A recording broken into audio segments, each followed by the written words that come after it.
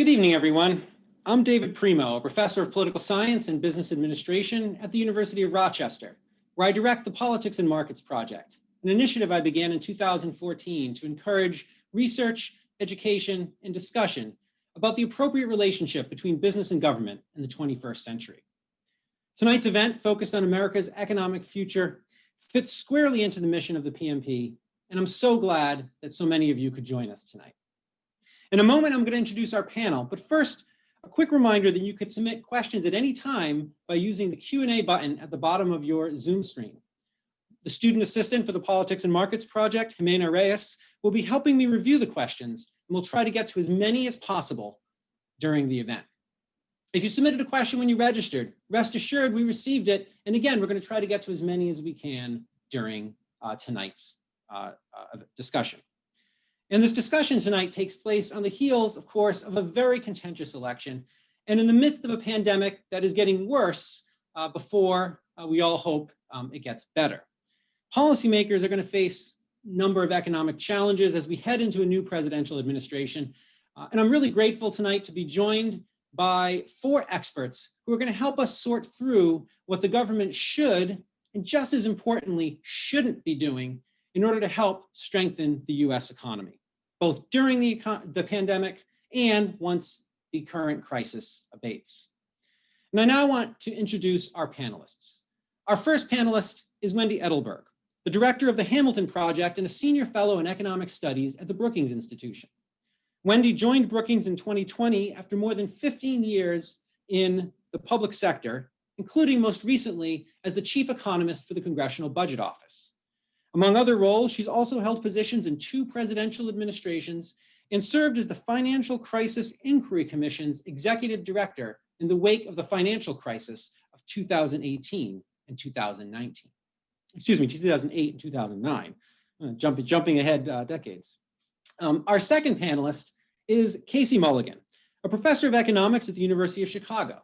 He's the author of several books, including most recently, You're Hired: Untold Successes and Failures of a Populist President. That president, of course, is Donald Trump. And from 2018 to 2019, Casey served as the chief economist for President Trump's Council of Economic Advisors. Our third panelist is Heidi Shierholz, senior economist and director of the Economic Policy Institute, a think tank focused on the needs of low and middle income workers. From 2014 to 2017, Heidi served in the Obama administration as the chief economist for the Department of Labor, where she worked on initiatives related to workers' rights, wages, benefits, savings, and safety. And our final panelist this evening is Ryan Streeter, the director of domestic policy studies at the American Enterprise Institute. Ryan has experience at the state, local, and federal level, having worked for then Governor Mike Pence, Indianapolis Mayor Stephen Goldsmith, and in the administration of George W. Bush as a special assistant for domestic policy. Welcome to all of you. So let me start with I want to start with a question for all of you that I hope you'll take in the order in which I introduced you. I was talking to a former student recently who asked me if I think that President-elect Joe Biden is going to inherit a worse set of circumstances in 2021 than Barack Obama did when he took office in 2009 at the height of the financial crisis. Now, I don't want to start by asking you to compare miseries, whose misery is worse, but I do want to start by asking you if you could, if you had 2 minutes with Joe Biden and could give him advice on what his priorities should be for the economy from day one, what would you say to him? So Wendy, let's get started with you. Well, thanks so much for having me. So I don't think I'm going to say anything that's going to surprise you very much. Job one has to be getting the virus and the pandemic under control, and getting the economic recovery on a really robust footing. I don't think that would come as a surprise to President-elect Biden either. I think that is a very high priority for him. So I know that there's steps that Congress can be taking now in advance of January, but I think that is absolutely the highest priority when they come in January. Casey? I would say be humble. Remember that central planning does not work. We have the economic calculation debate. Is it possible for anyone in a central location to have all the information? It's not. Historically, when we've seen governments try to centrally plan, it's been disaster. Things have been made worse rather than better. Now, I know there's a temptation to say, oh no, we got more computing power today. We got more educated bureaucrats. They'll do better. But we've had failures of central planning happening right here, right now. The opioid epidemic has been a huge failure. Government was totally oblivious to it. During the pandemic, we had, technocrats telling us that kids shouldn't be in school during the pandemic because that would result in the death of a lot of teachers. Now we know that the real health harms come from putting kids in remote learning. Technocrats, even just 10 days ago, technocrats told us that Biden was going to win in this landslide, and they mocked anyone who said there's a tri-Trump voter. And a few days later, we knew there are some tri-Trump voters. So really need to be humble. You cannot centrally plan things. It's just full of unintended consequences, and your intentions may be great, but the results won't be. Heidi, you are muted. So I am that person on this panel. Great, that is great.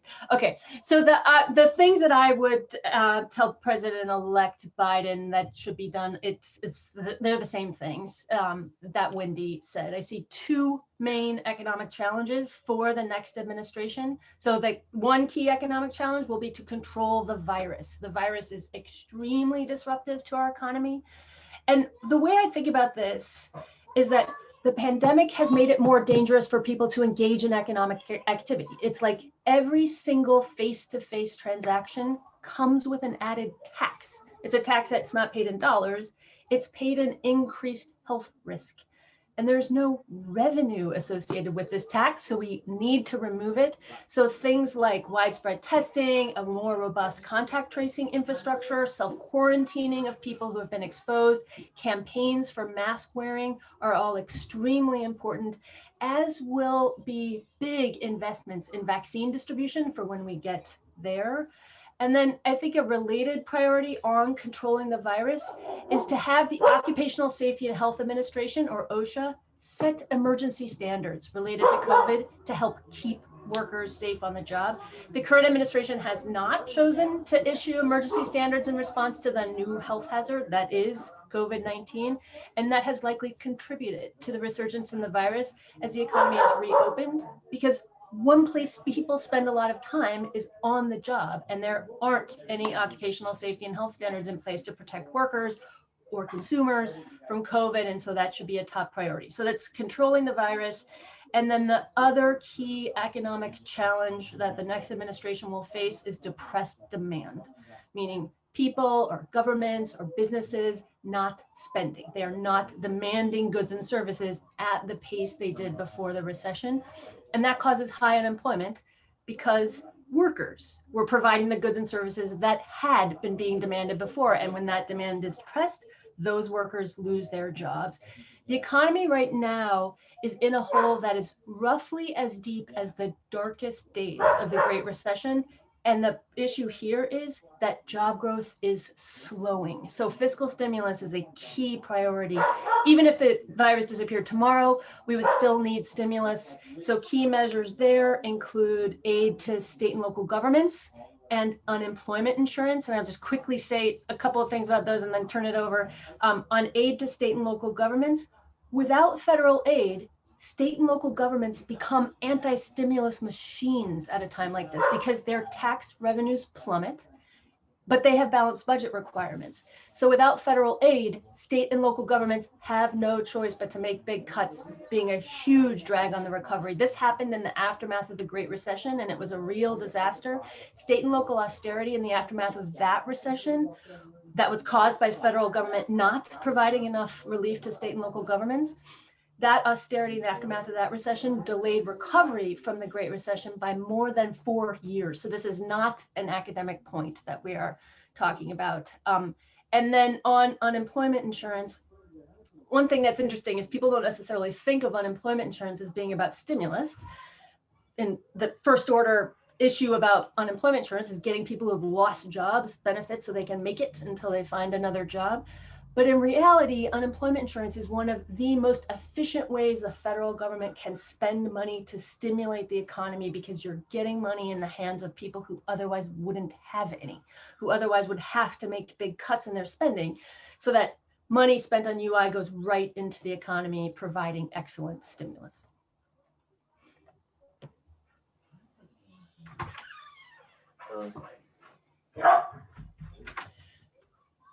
My trusted canine advisor is giving the final Ryan, word on this. go ahead, please. Okay, good. Thanks. And it's good to be with all of you. So I will just echo what others have said about the priority of controlling the virus, and also working like crazy to deal with the distribution issues that the vaccine will need once we have it. These are obviously the top priorities. These are the things that we need to have in place if we want to see the economy rebound. So I won't say any more about that, since that's already been covered. But what I would also say, among a number of things that we could talk about, is to kind of prepare for some things you want to be working and you want to be in place once we do have the vaccine distributed. And one of those that may not be immediately related to the bounce back of the economy, but I think is important and worth mentioning right now, is just to make sure that schools can keep running. Parents need their kids to be in school, to be at work. I think we're going to learn about huge learning gaps between students who've managed to get through this crisis well and those who haven't. And that'll have some pretty long-term consequences. And so I think when it comes to any additional aid packages, we need to make sure that schools have the ability to keep doing what they're doing, and that they have the right safety standards and the right tools should they need to go into kind of partial lockdowns again. So that's one thing that I think is pretty important. The other thing that I would mention too is, I think as the economy rebalances and as things hopefully start to take off again after we have a vaccine and we start to see some growth in dealing with that pent up demand, I think it should be easier for workers to relocate or to change jobs, to job hop, to get the kind of training that they need. And this would require us to create some more flexibility in the way that assistance to people looking for changing certifications, changing jobs is structured. So we can talk more about that later. But I think making the marketplace as flexible as possible for people, making it easier for people to move from one thing to another, is going to be important as things start to rebalance. So that's where I'd start my focus. All right, thank you. David, can I just jump in and I just want to go off of what Ryan was just talking about. There are going to be a number of challenges that our economy is going to face once the pandemic is behind us. So we have a lot of persistent problems that we're creating as the weeks go by, and the number of people who are long-term unemployed, the number of people who are saying that their previous jobs are permanently lost, the number of people who are leaving the labor force, small businesses are failing at 3 times the normal rate. All of those things are going to hamper the recovery once the pandemic is behind us. But as Ryan talked about, the economy is also going to be different. So, and that's going to take some really painful adjustment, and fiscal policy can help with that adjustment. And I do hope that we talk about that. All right, well, let's actually get into fiscal policy. That's actually a nice segue into thinking about taxing and spending policy for the new administration. So let's start with, taxes and spending, of course, the two sides of the same coin. But let's start with taxes. Of course, President-elect Biden has proposed some pretty significant tax increases. One of our attendees tonight, Richard, asked, what are how these tax increases, if they are implemented, going to help improve economic growth, or are they going to hinder growth? What's the effect on the economy if President-elect Biden is able to get these tax cuts through, or excuse me, these tax increases through? Wendy, So I argue that the economy is too weak right now to be talking about tax increases. There will be a time when our economy is strong enough that we can start talking about efficient ways that we should be rethinking the tax code to make it fair, and ways that we should be changing the tax code to increase revenues to pay for all of the spending that we've come to demand as a society.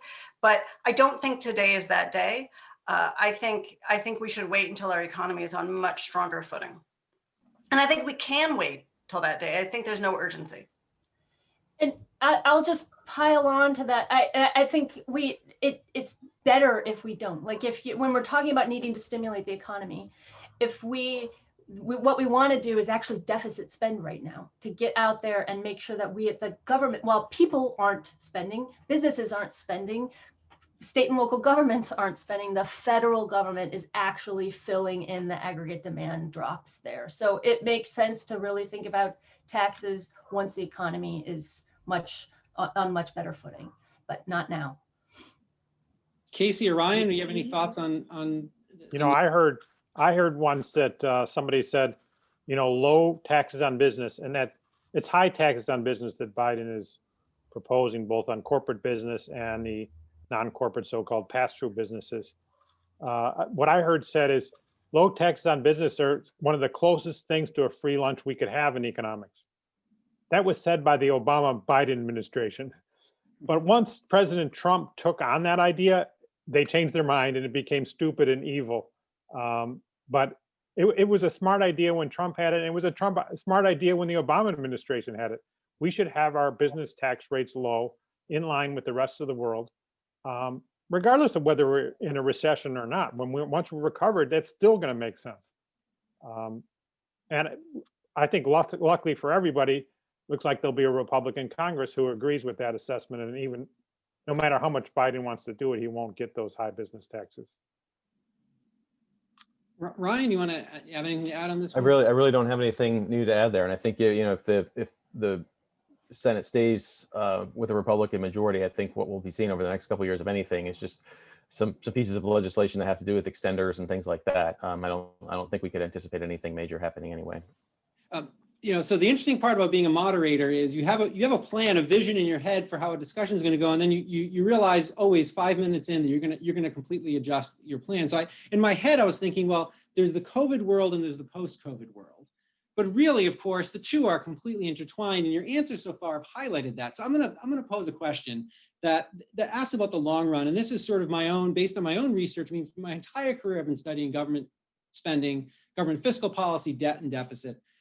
And the national debt has skyrocketed in the wake of the COVID crisis, and we're told, right, that now is not the time to worry about the national debt. We've been told that by some of the panelists. We've been told that by people across and experts across the political spectrum. My question, as somebody who's studied deficits for his entire career, is when will the appropriate time to worry about the national debt be? Because it always seems, this is observing Washington for the last 20, 25 years, that there's never a good time to talk about the debt. When the economy is good, we're told we don't have to worry about the debt because the economy is growing. When the economy is bad, we're told we can't worry about the debt because we need to help shore up the economy. So when will we worry about the national debt? And this relates to a question that Gerald had sent in, asking, when it comes to debt levels and the effectiveness of COVID relief, are we just in essence delaying the pain, which will be much worse 10, 20 years down the road when the bill comes due? So I don't know, Wendy, you were at the CBO, you've helped prepare a lot of these reports about the dangers of deficits. What are your thoughts? Yeah, so I have a bunch of thoughts on this. So in periods where rising federal borrowing leads to higher interest rates, we see there's a pretty tight economic link there where greater federal borrowing probably is crowding out private investment. It's not a huge effect, but it's certainly there, and it makes our economy smaller. But that effect isn't really operative right now. Long-term interest rates are at historic lows. Financial markets suggest that they have absolutely no shortage of demand for US Treasuries right now. So there's basically no signal that we can find that says that federal borrowing is a problem right now. We often use this term fiscal space. I hate that term for lots of reasons, but I do appreciate that it's a shorthand that people get. And all signs point to we have sufficient fiscal space right now. Now, one of the reasons why we keep putting off what we think might be this moment of reckoning for thinking about the debt is that interest rates, natural interest rates, the natural rate of interest, if you will, have been falling steadily for some decades now. And that's made our borrowing costs lower and lower over time. Again, there's no sign on the horizon that that's going to abate. And under current law, debt as a share of GDP is probably going to stay roughly flat, rise modestly, but not alarmingly over the next decade. Now, thereafter, we are going to see, we're projected to see, more worrying, unsustainable increases in federal borrowing, in debt as a share of GDP. That is a problem. As I said early in my remarks, we have come to expect and value things that the federal government spends money on that we don't raise enough in our control to solve. These are not particularly difficult problems. The solutions are readily available. So that is something that we should be thinking about over the next decade, but there are no signs that this is an urgent issue right now. The other thing that I want to say about the question of, isn't there going to be a day of reckoning? So let's put aside any kind of interest cost of the borrowing that we're doing right now, because interest costs are really low. So what we're really talking about is that we are spending money today instead of spending money in the future. We have many, many economic models that tell us that people actually like to basically keep things steady as she goes. People like to smooth consumption. We don't like to have dramatic, wild swings where if you become unemployed today, people don't typically send their spending to zero during the period that they're unemployed. That's just not how economic actors work in the world. And so just like that, this is a thoroughly appropriate use of federal borrowing to pull forward our resources from the future to make the current pain that we're experiencing less dramatic. This is what we want the federal government to do. So Heidi was the first to weigh in on the importance of deficit spending at this point. So Casey or Ryan, do either of you disagree? I'm guessing, Casey, given your earlier comment that you might not agree, but maybe I'm wrong. I agree with what Wendy was saying. I might add that that's not a deficit's not good in and of itself. It's something that, for the reasons Wendy said, you would tolerate if you have priorities at the moment. That would be great. But it doesn't mean you want to waste money just for the sake of wasting it. And I think a lot of the CARES Act was wasteful. I mean, we saw that in the CARES Act created a record increase. Let me repeat, a record increase in personal income, while everything else was in a record decrease. It makes no sense. It was not well targeted. A lot of it was wasted. Now, maybe it's better to have a lot of waste and getting something done rather than doing nothing at all. I could see that argument, but I don't want to go so far to say that is good in and of itself, and we're glad to waste money in order to build it up. I'm not on that train. Okay. Ryan? Yeah, I would agree with pretty much everything that's been said so far, in that the right now, this deficit spending, I don't think is the problem we should be worried about. And I think our deficit and our debt are problems, but they're not crises at this time. And the time to deal with it are more normal times, more prosperous times, when we can actually start making adjustments to public policy that would help us get some of those things under control. And so I think you need to look at where the chief drivers over time of the debt, our debt is, and when you look at those, that's where you need to start your reform. So we know where we're spending tons of money. We know that there are certain things that are unsustainable about the way that some of our entitlement programs are structured. And I think you have these conversations about those things when you can manage them. But in the middle of a crisis like we're in right now, I think what we're doing is appropriate, and I think that we can handle it. I can add one Please. Quick thing on that. So I totally agree with what people have said and the point that the deficit is not a crisis right now. But I think it is important to note that we do have a crisis right now. Like the coronavirus crisis, as I said, we're still in like roughly where we were in the darkest days of the Great Recession. And so if we fail to act with sufficient scale to provide relief and recovery from the coronavirus shock to the economy now, the nation's ability to generate income will be damaged for the long run. So this is about what do we give to our kids.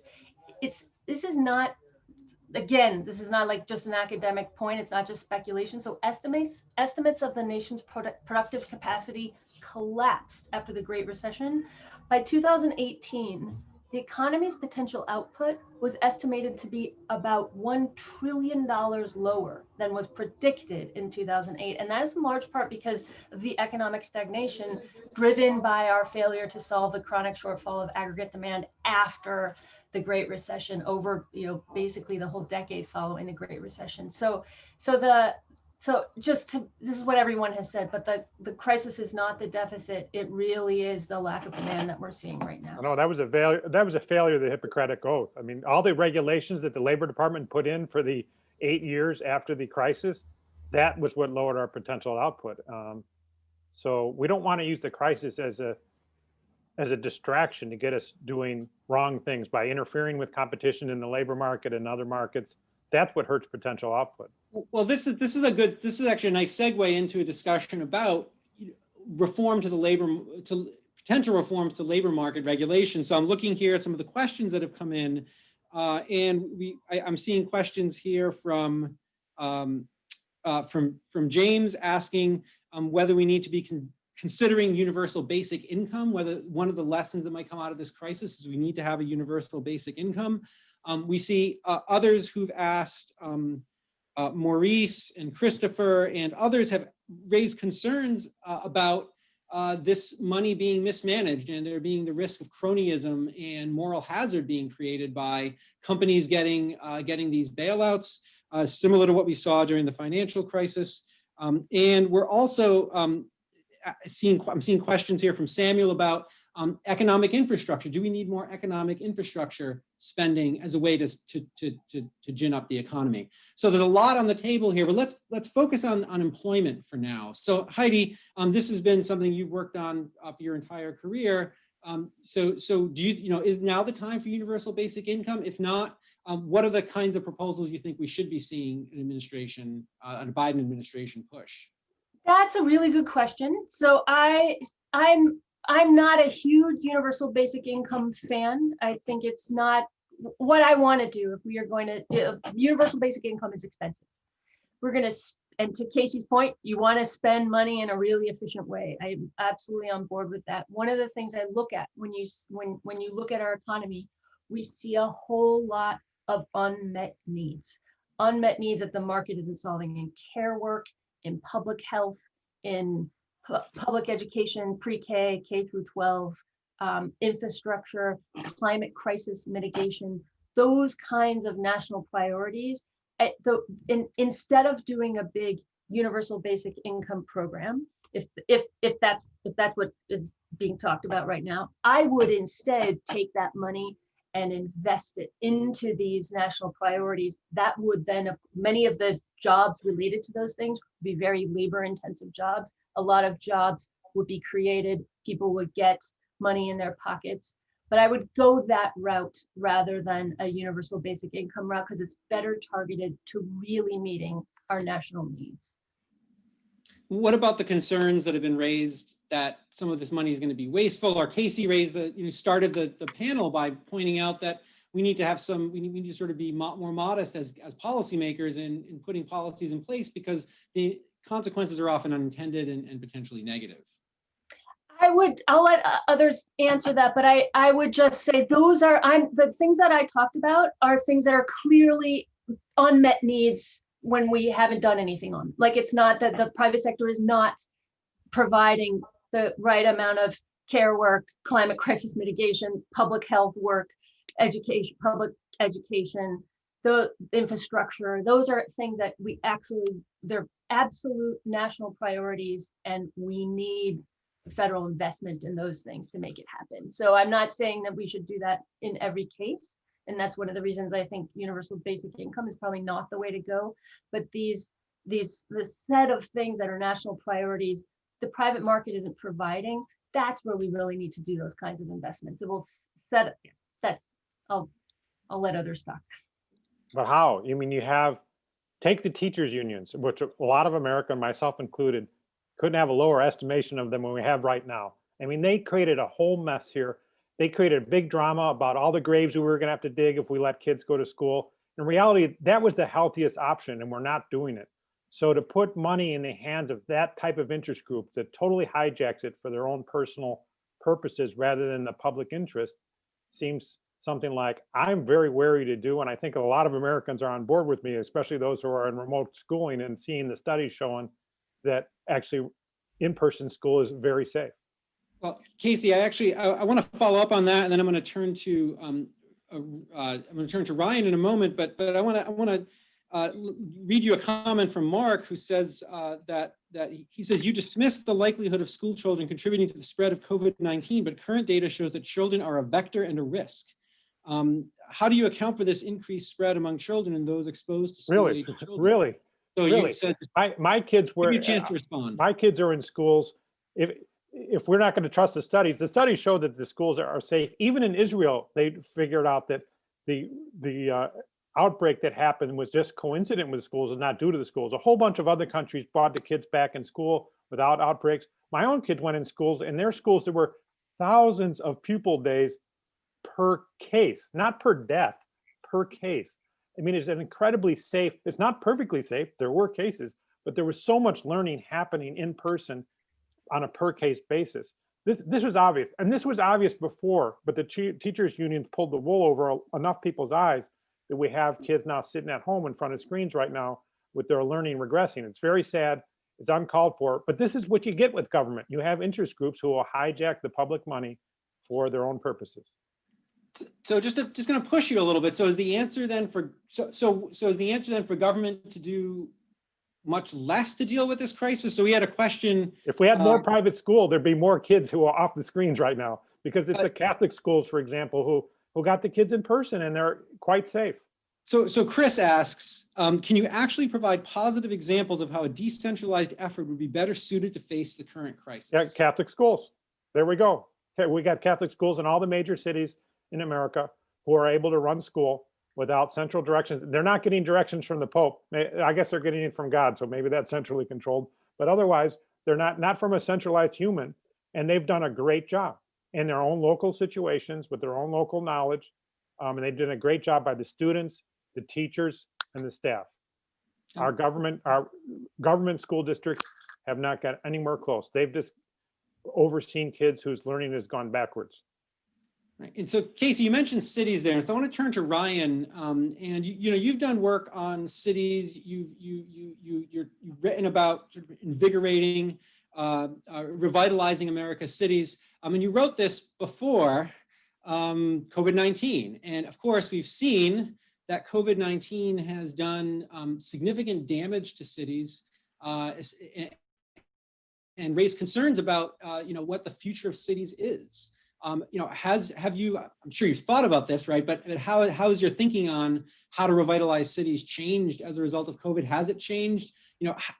Should policymakers be concerned about what happens to New York City, Boston, DC in the wake of COVID-19? Yeah, well, if we care about our economy and we care about our levels of innovation, we also have to care about our cities. I mean, they're huge drivers of our economic and cultural life.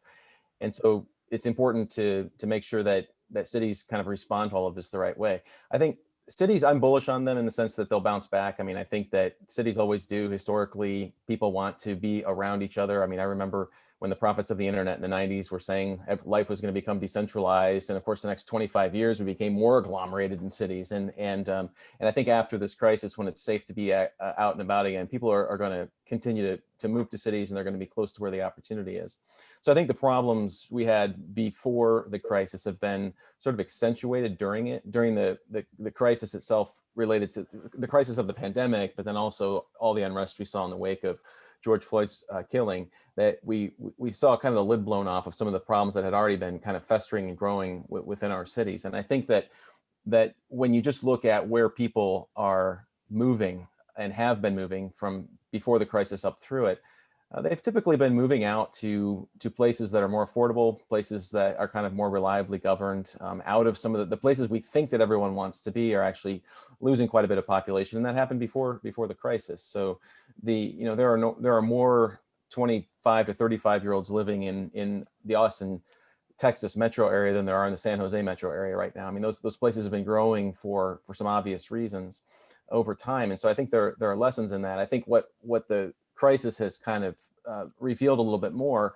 clearly is that we have these real problems of geographic inequality in and around our cities, much of which is driven by the fact that people just can't afford to live in good swaths of their city. And so I think there's actually, on that issue alone, I think there's an opportunity, even with a divided Congress, with President-elect Biden and others, to be talking about this issue. This can really only be solved locally. I mean, the issues of housing costs being prohibitive for people is something that needs to be decided locally. And when you see more restrictive uses of housing, of land use policy and the like, it's not a surprise that people can't afford to live there before much time passes. But there are things that the federal government could do and could lead by example. And I think, one of those would be the HUD rule that Trump pulled out of his, the whole kind of take to the suburbs in the summertime. But there was actually some creative thinking going on there about what could be done to actually revise this regulation that would say if you're going to drive up the cost of housing by being more restrictive, then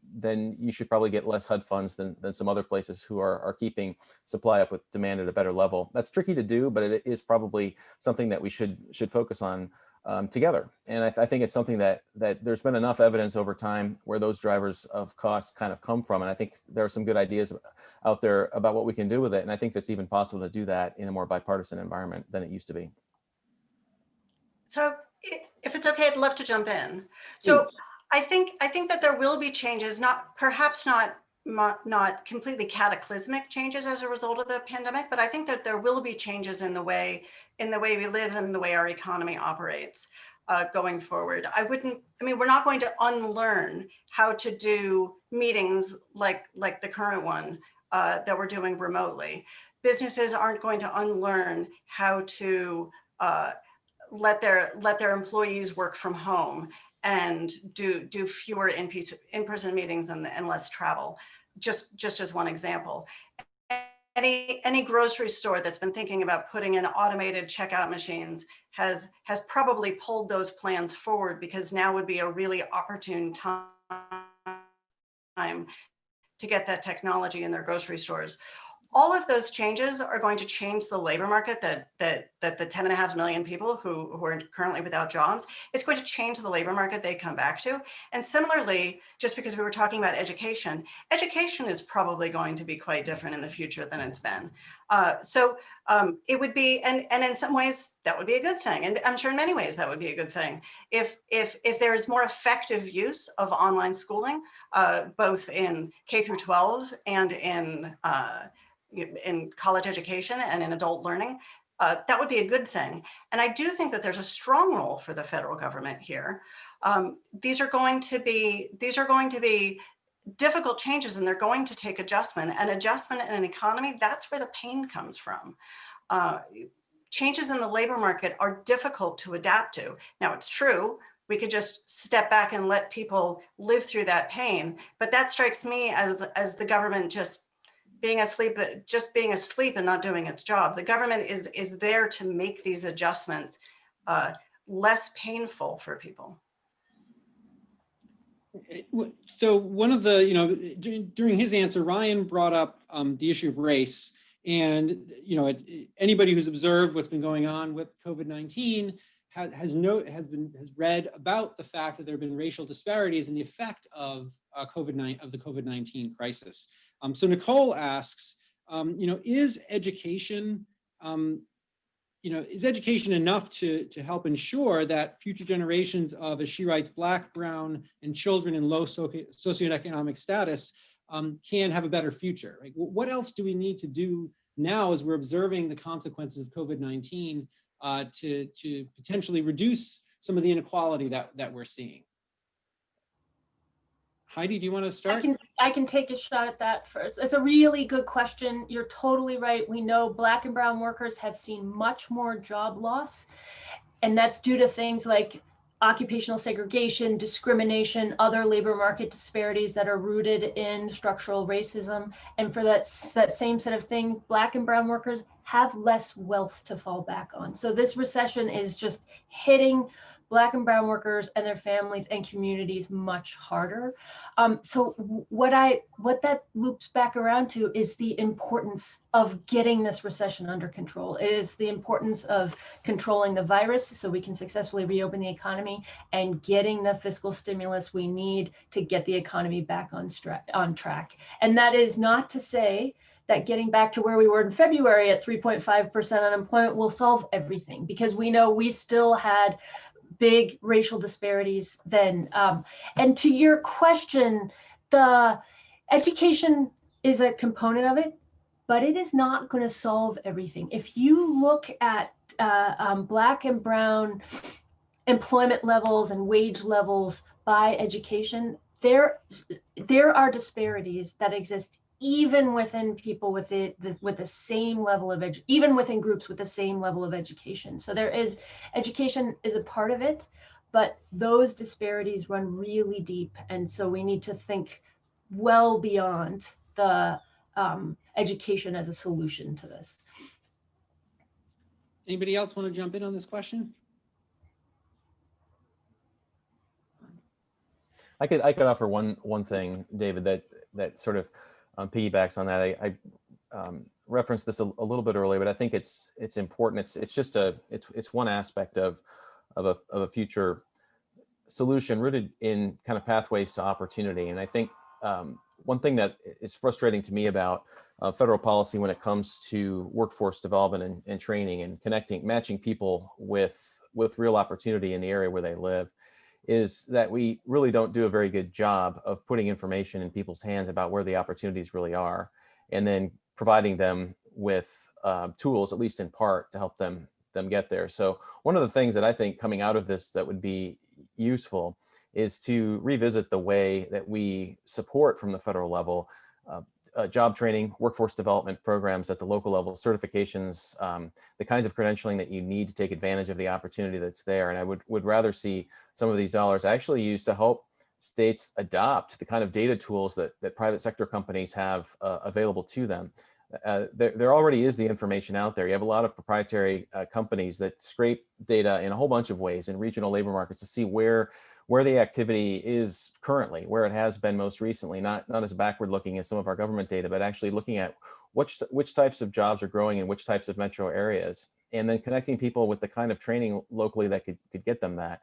I mean, it's kind of crazy that you can find out by looking at your phone where the best rated Thai restaurant is in your neighborhood, but it's very hard to find out where in your city the best jobs are, where the growth is, and to also have a sense of where to go to get that kind of training. We have a system that's really just not set up for the economy that we have right now. So I would really like to see that same kind of ability, using your phone and being able to access this kind of information that private sector companies have, that people looking for jobs, people that want to make a move don't have access to. It's out there. We just have to figure out a way to get that information to people. I think Ryan's absolutely right that we need better information sharing, but I think we need to be clear as to why one of the reasons we don't have so much information and why it's not transparent enough. And I think it's because a lot of the employers are quite satisfied with it that way. So we need labor markets to be more competitive than they currently are. We need supply chains to be more competitive than they currently are. And in general, we need businesses to be able to come in and compete on a level playing field in the marketplace. All of that will create a lot more transparency in labor markets. It will create more transparency in prices. And that will lead to a lot more opportunities, both for workers and for small businesses. That's going to mean a lot more effective enforcement of antitrust laws and different antitrust laws altogether in order to get back to a system of more competition for both workers and firms.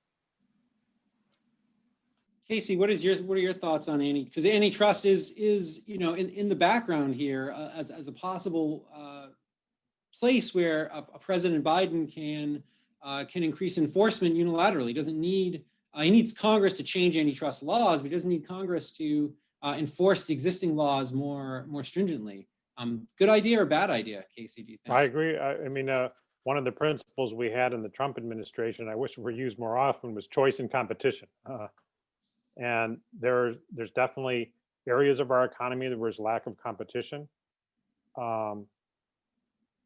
And usually the way somebody in the market can enjoy protection from competition is from government.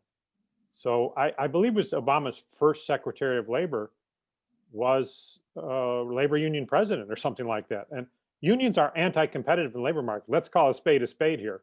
Their idea is to limit the amount that workers compete against each other.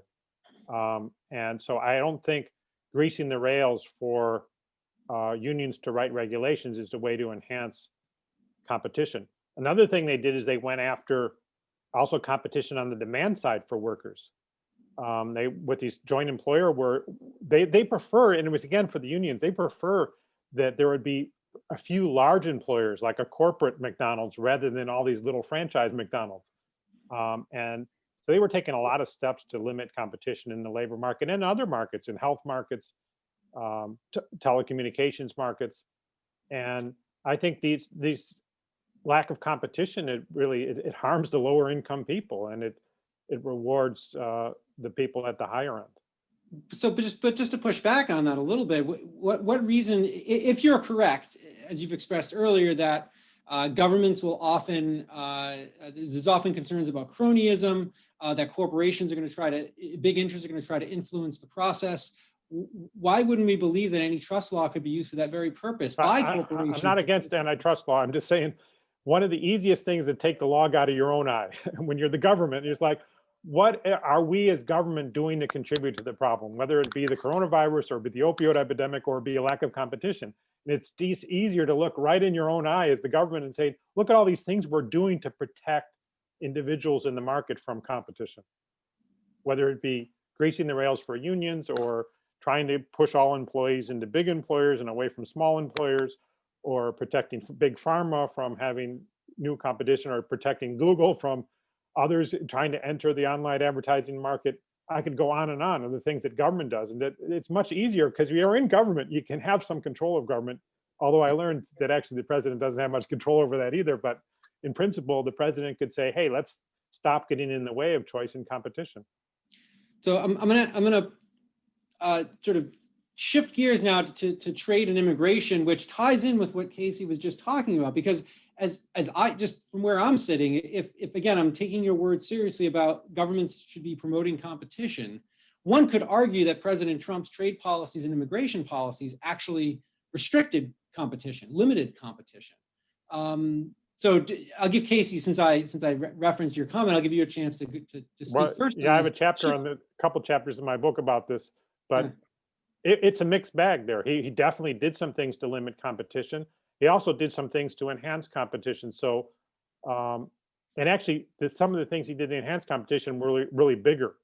So, one of the things was the automobile regulations were very much protective of our domestic companies, and we're going to, when they went into effect, they were going to cost our consumers a lot.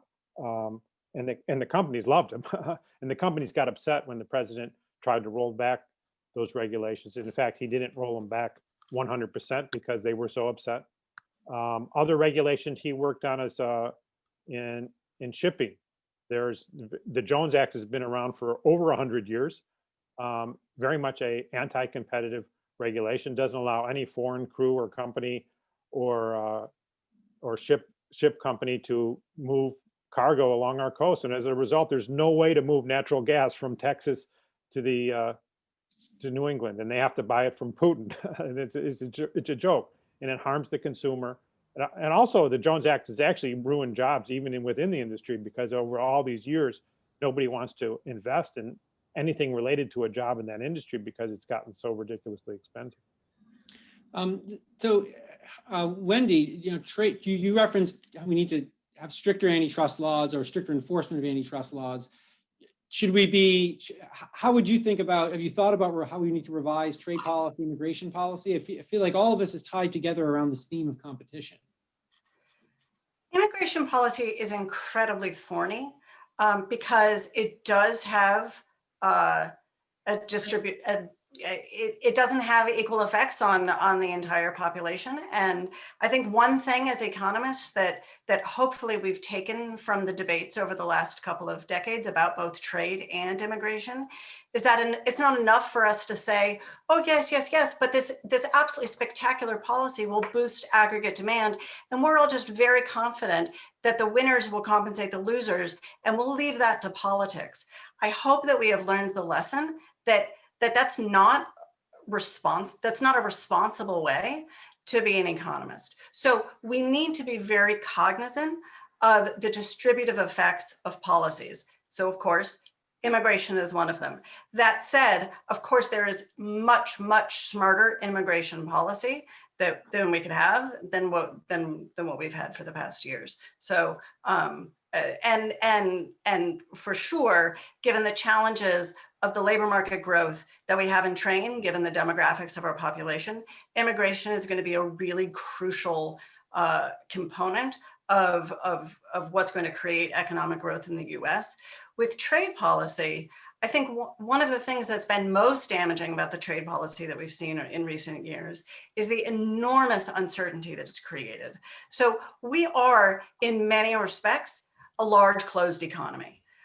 Yes, of course, we have a lot of imports, we have a lot of exports, but we also just have a lot of domestic production and a lot of our own domestic trade. So trade policy can affect the aggregate economy, but it's typically around the edges.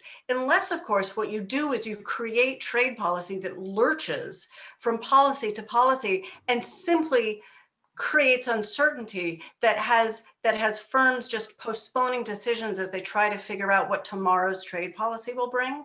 Unfortunately, I worry that we have now just, because of the past few years, we've probably entered a regime for some years into the future where trade policy will simply remain more uncertain. I think it's going to take some time for the episode of the last few years to recede enough into a distant memory for everyone to say, no, we figured it out. We understand the lay of the land. This is how tariff policy is going to work. And then they adjust and move on their way.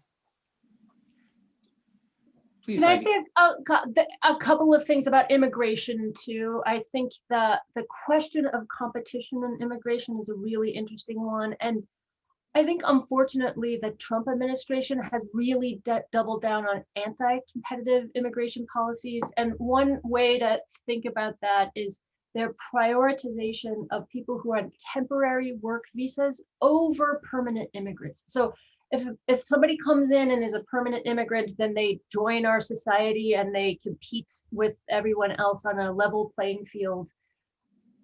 Temporary work visas are a totally different story. I call them monopsony visas, and like, without getting into the jargon of that, essentially the idea of a monopsony is an employer has monopsony power over you if you can't easily quit your job and go take another job. So that can manifest itself in a bunch of different ways. Many of our temporary work visas are inherently give employers monopsony power because the immigrant worker will lose their visa and be deported if they go to another employer. They are stuck with that employer. So it doesn't matter how much they are paid, how badly they are treated, they cannot leave. So and to sort of back up, what we know is that for non-unionized workers, essentially the only power that they have vis-a-vis their employer is this threat that they could leave their job and go to another job. They don't, if you're not organized with your coworkers, you don't have any other power with respect to your employer because you're just one worker and they're the employer. So this kind of temporary work visa that just cuts off that avenue for that that competition and just gives the employer that kind of power is a really bad direction to go for our for our immigration system. I really think we should prioritize permanent immigration where people are welcomed in as opposed to temporary work. And that's exactly the opposite of what the Trump administration has done. I do hope the next administration will think about the importance of competition with respect to immigration take that more seriously. Ryan? Okay, I'll just follow on and just say on the immigration front, I also think that prioritizing permanence over temporary visas, as Heidi was saying, is really important.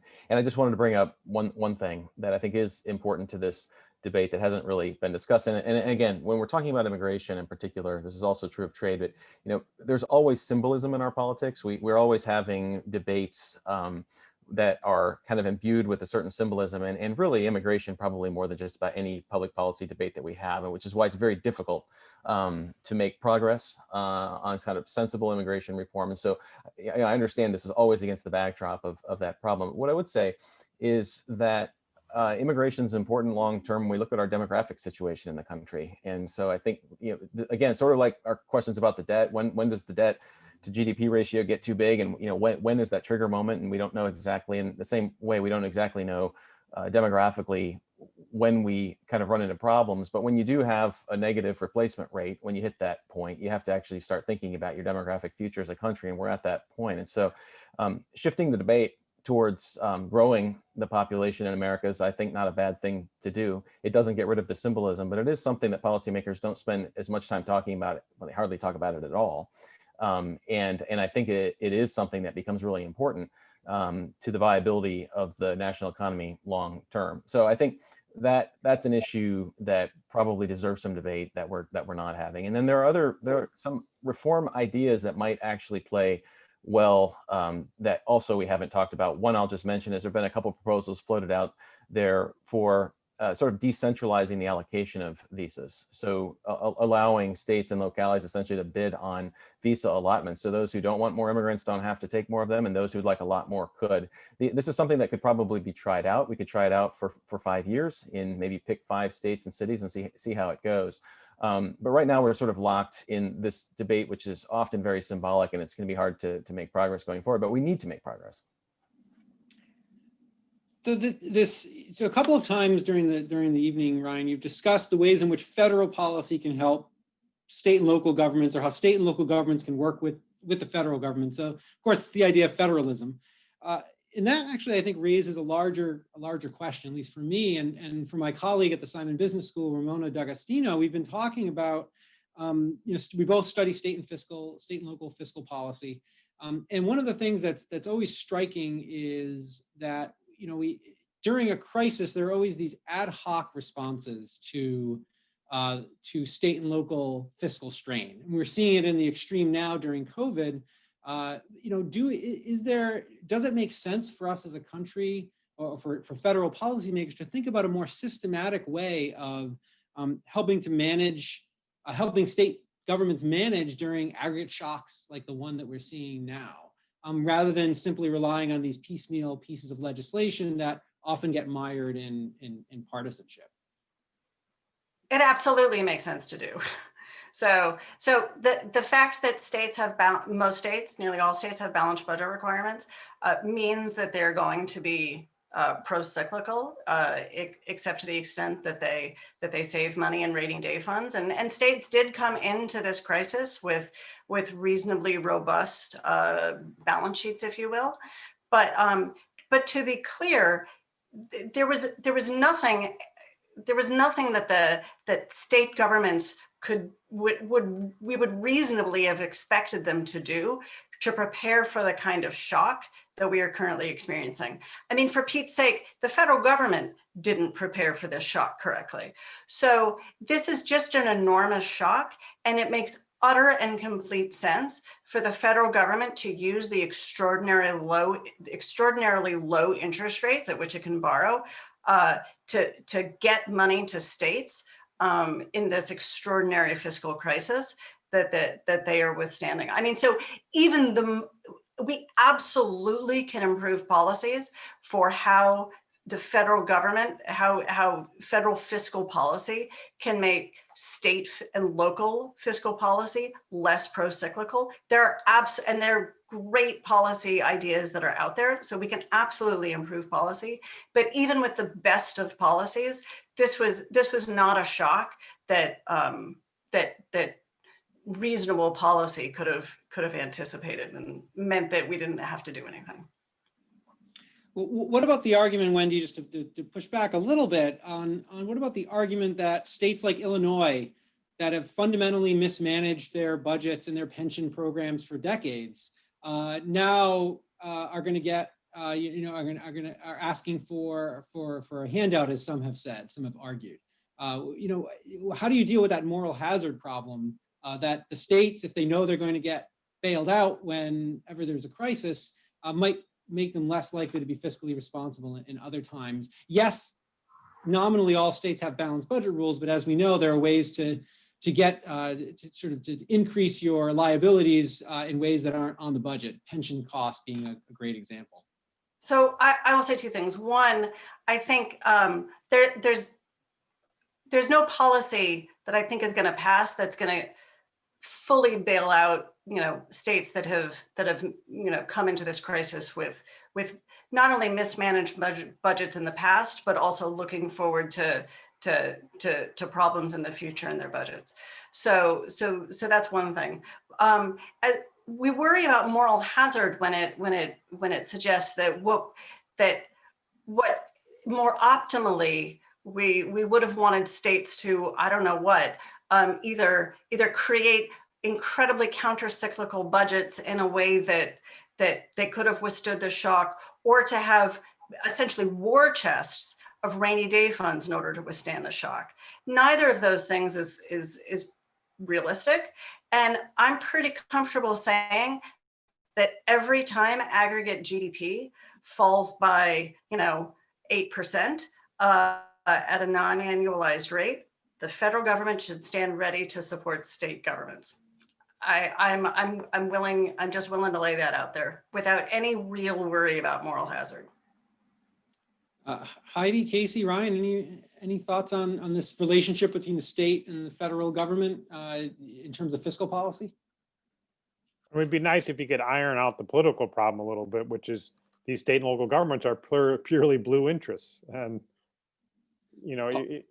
all of them, or just? How many people working for a state or local government voted for President Trump versus Biden? I love to see the numbers. I'm sure it's going to be overwhelmingly blue. And this, if it could be a little more equitable in terms of how the money is distributed. I agree with Wendy in terms of just the taste and technology here. This is what needs to be done. But it is so skewed and viewed so unfair by half of America that we have that political obstacle. And we need a political entrepreneur to figure out how to iron that out. Yeah, so that's not me. I was speaking purely as an economist and not as a political pundit.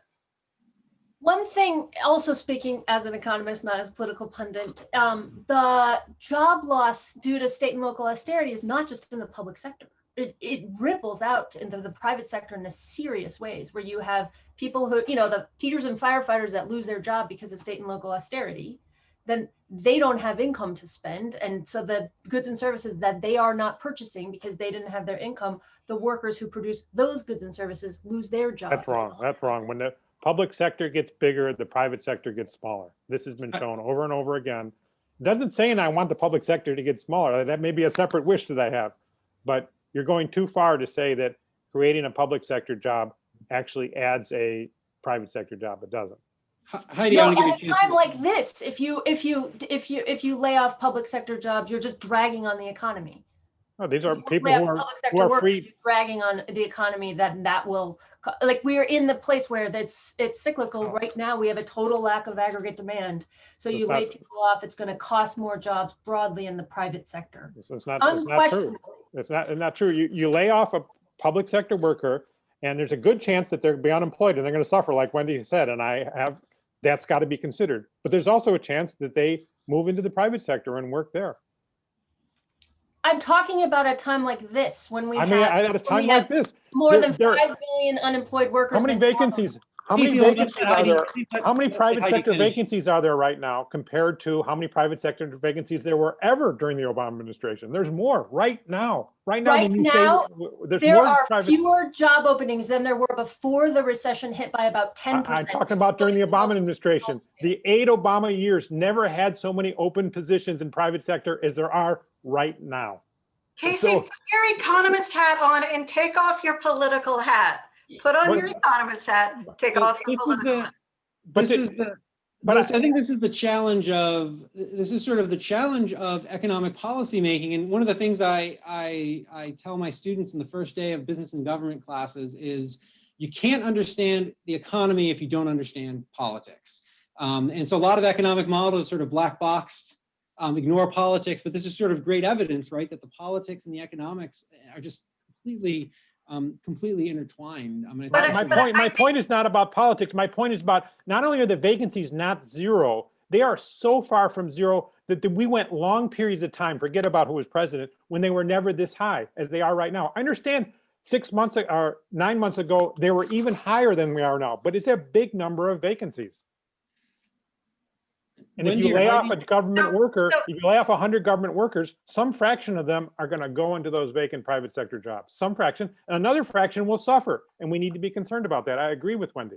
Heidi, I'm going to give you the last word on this question, and I want to move on in the interest of time.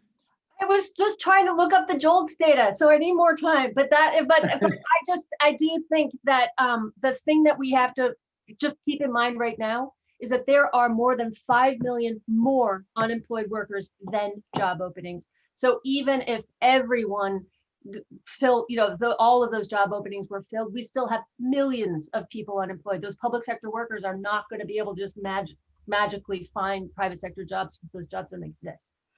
The other thing that I just want to say is if Casey is putting up as a straw man of whether or not we want to recreate the incredibly painful labor market recovery post 2008, I will happily knock that straw man down with him. I do not want to recreate that incredibly painful labor market recovery.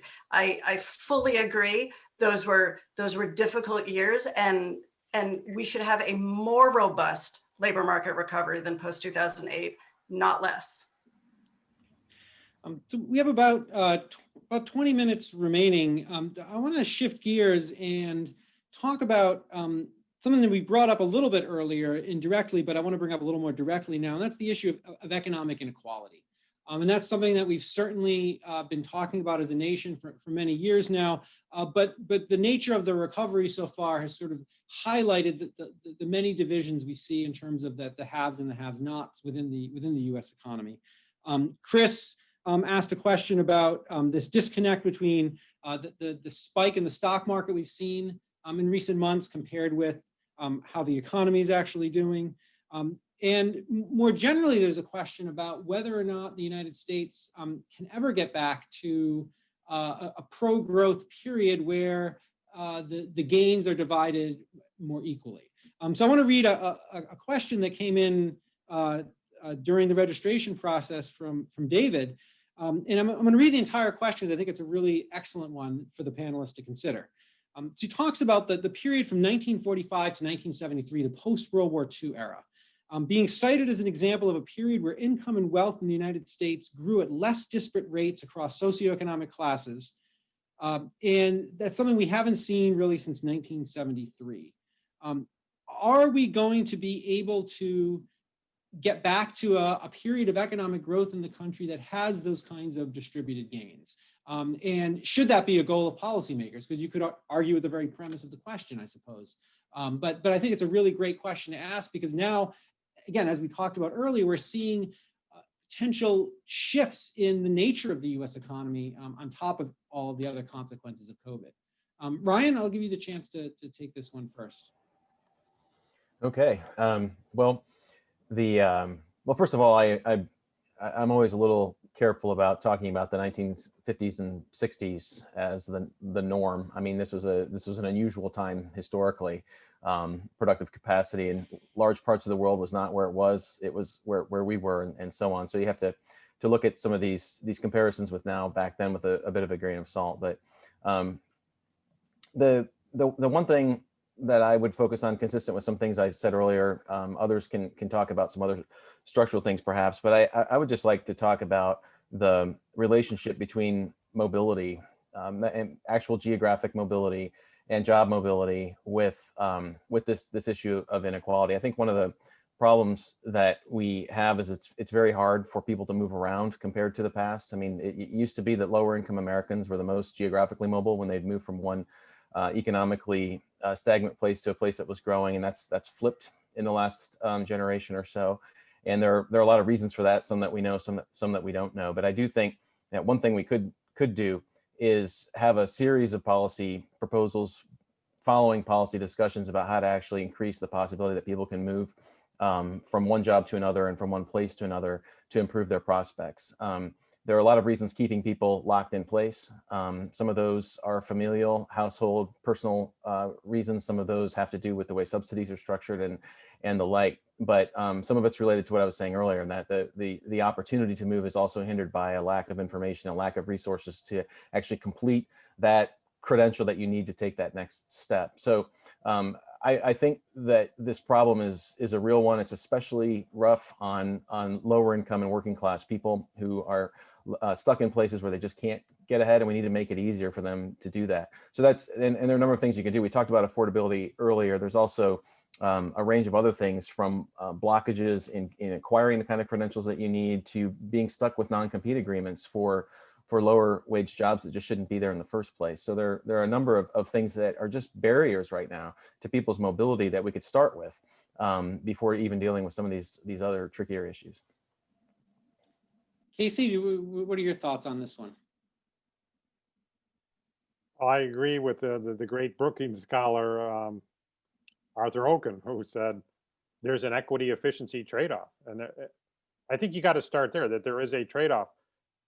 As an economist, I don't dictate the values to America. That those are different priorities, and some may weight efficiency more, some may weight equity more.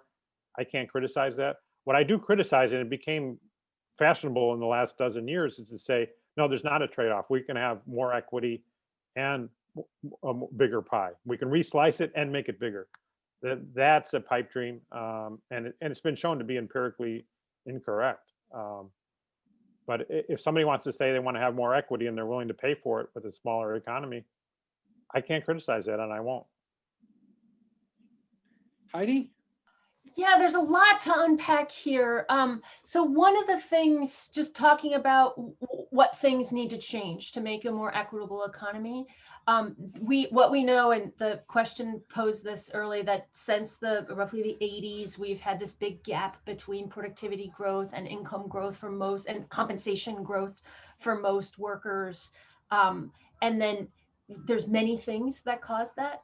But if you look at try to decompose what's underneath that, one of the most important things that's behind that has been the decline of unionization over this period. And that, I mean, it has to do with some of the stuff we were talking about before.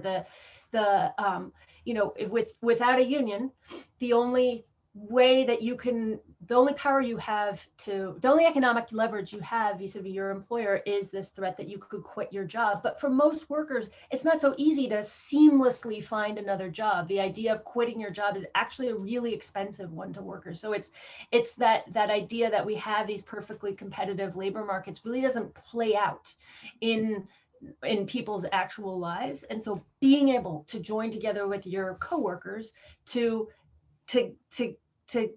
demand higher wages, better working conditions, better benefits from your employer is the way that happens. And as we've seen the massively increased employer aggressiveness against union organizing, we've steadily seen the share of workers who are in unions decline, and with that, the increase in inequality and wage stagnation for most workers over much of that period really take hold. So I think that there's a lot of stuff that can be done to boost unionization. One key thing that I feel like it is very misunderstood is people think, I think there's this myth out there that one of the reasons we've seen unions decline is that workers don't want them.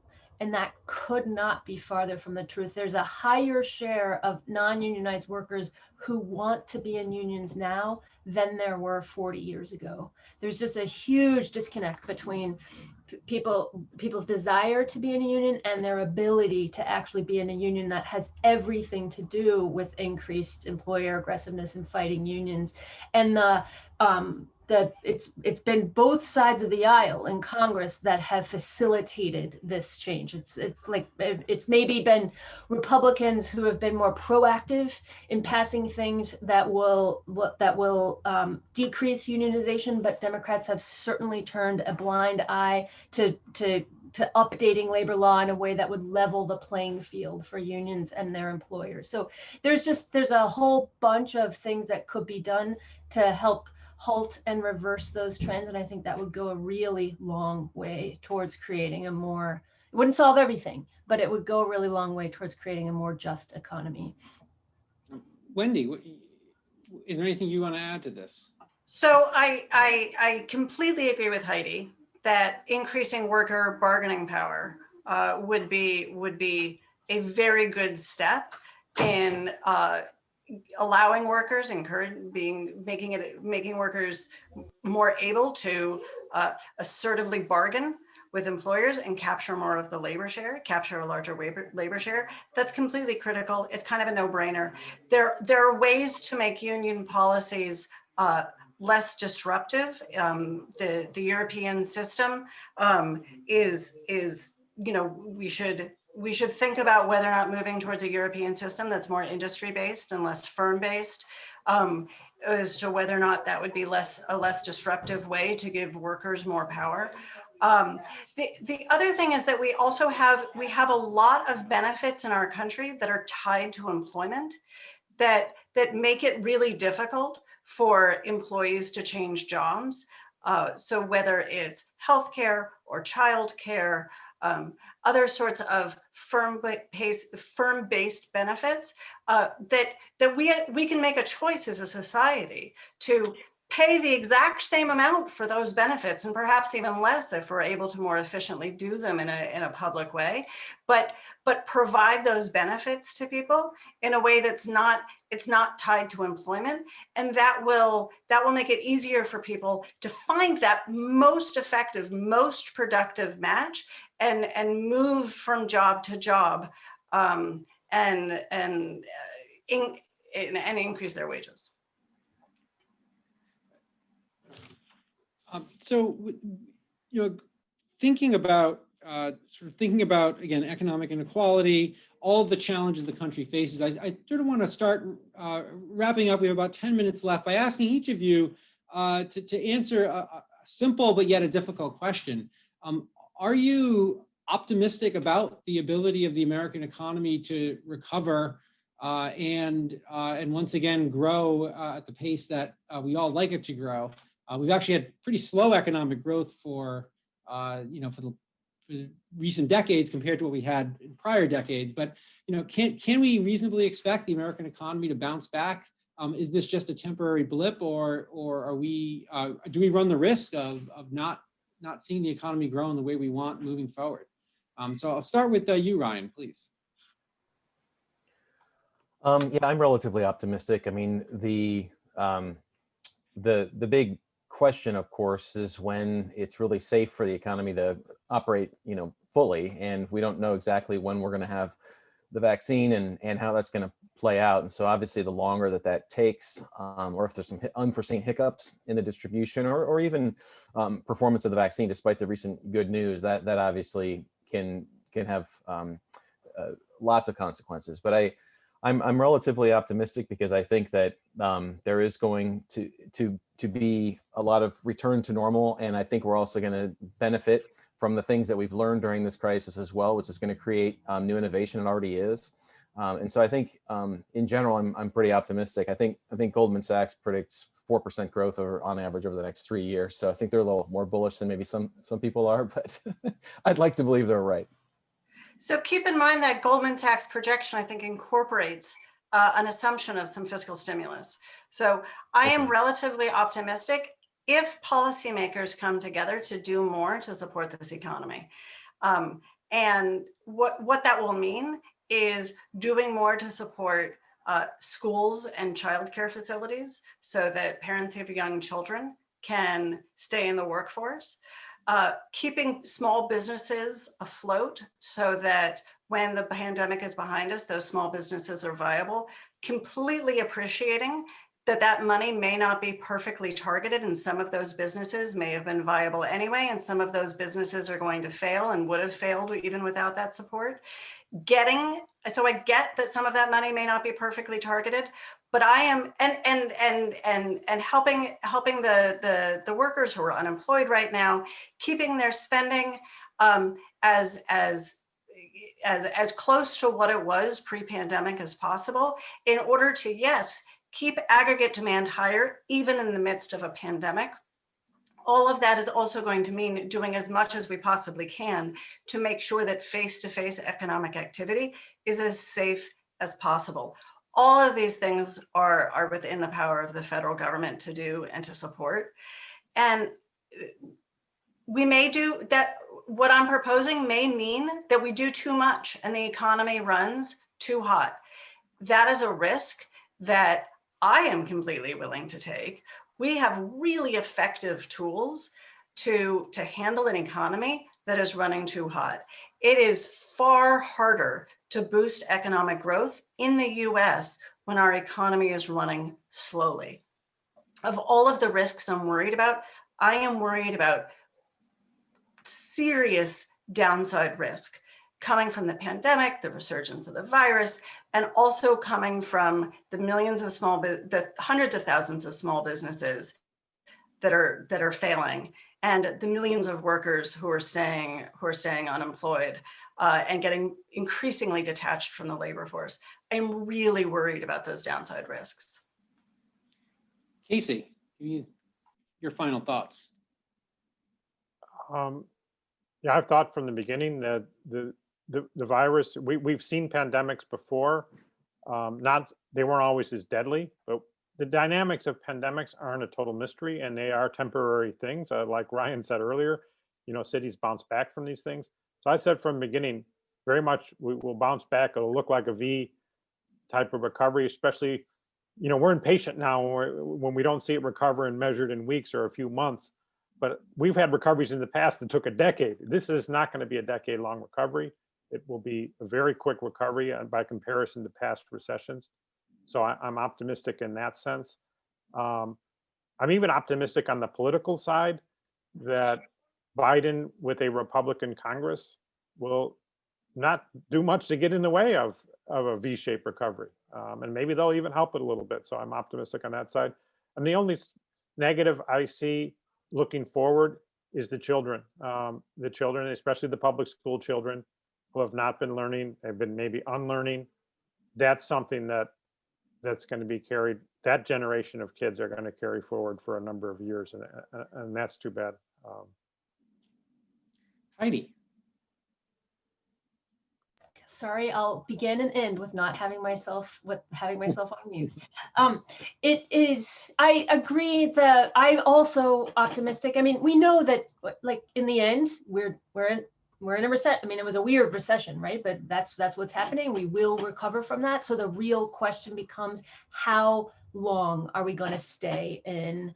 How long is it going to take? How long till we get back to pre-recession unemployment rates or even better?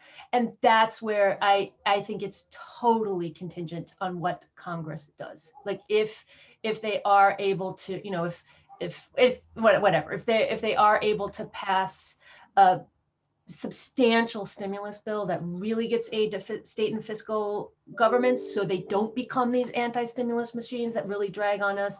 If we get unemployment insurance out so unemployed workers have money so they don't become a drag when they have to pull back on spending, those kinds of things will mean that we'll get back to a strong recovery much, much more quickly than otherwise. So yes, we'll get there, and it really is I mean, in some ways, it's on Mitch McConnell's shoulders, right? Like how fast it happens. And that is, well, I'll just leave that there.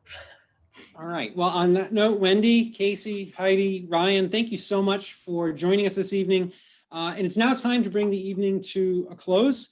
I hope the audience has gained some new perspectives on economic issues during this event. If you're interested in attending future events like this from the Politics and Markets Project, please follow us on Facebook at facebook.com/PMPUR. And before you go, I have a favor to ask. The link for a survey is going to appear on your screen at the end of the webinar. If you click select and if you click continue, you will get to the survey. And as with all the events I run, I will read each and every piece of feedback, and I do welcome your perspective. And now I want to thank just a couple of people who've been essential to making this event successful. The Office of Advancement and the technical team here at the U of R has helped make everything go smoothly. My student assistant, Jimena Reyes, has done amazing work in helping me prepare for this event and in helping to get us through the questions that were asked during the event. And Simon School professor Ramona D'Agostino, she and I have had several conversations about the economy, state and local fiscal issues that have been of great help to make this event happen. And finally, I want to thank all of you for taking time out of your Thursday evening to be here with us, and I hope to have you join us in a future event. And with that, I want to just say have a good evening, and I hope to talk with you in some way soon. Take care.